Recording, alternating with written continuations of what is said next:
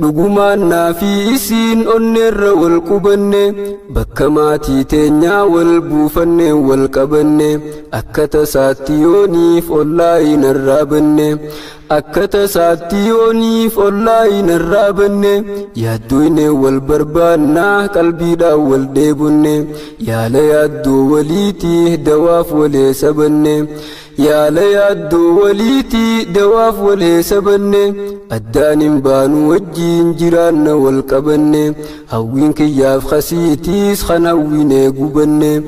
hawwiin kiyyaaf khasiitiis kan hawwinee gubanne siitunaaf jaalawaasin jijjiiru waa hundaanii naafati wal qabaachuudhanuuf kennaan guddaanii wajjinu haa tursiisuu nun baasinme addaanii diinii waliif firoomne adda taanus gandaanii siitunaaf jaalawaasin jijjiiru waa hundaanii naafati wal qabaachuudhanuuf kennaan guddaanii obboleetii tootaniin qabaachuudhaaf gammaduu ati waan guumtu sittiin sabbare awwaa hedduu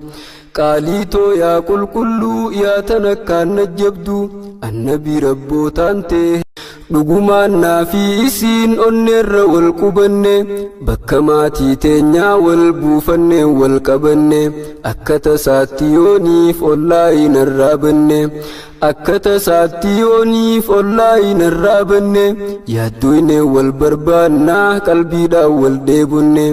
yaala yaaddoo waliitii dawaaf walee sabanne yaala yaaddoo waliitii dawaaf walee sabanne addaan hin baanu wajjiin jiraanna wal qabanne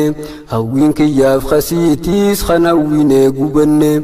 hawwiin kiyyaaf khasiitiis kan hawwinee gubanne siitunaaf jaalawaasin jijjiiru waa hundaanii naafati wal qabaachuudhanuuf kennaan guddaanii wajjinu haa tursiisuu nun baasinme addaanii diinii waliif firoomne adda taanus gandaanii siitunaaf jaalawaasin jijjiiru waa hundaanii naafati wal qabaachuudhanuuf kennaan guddaanii obboleetii tootaniin qabaachuudhaaf gammaduu ati waan guumtu sittiin sabbare awwaa hedduu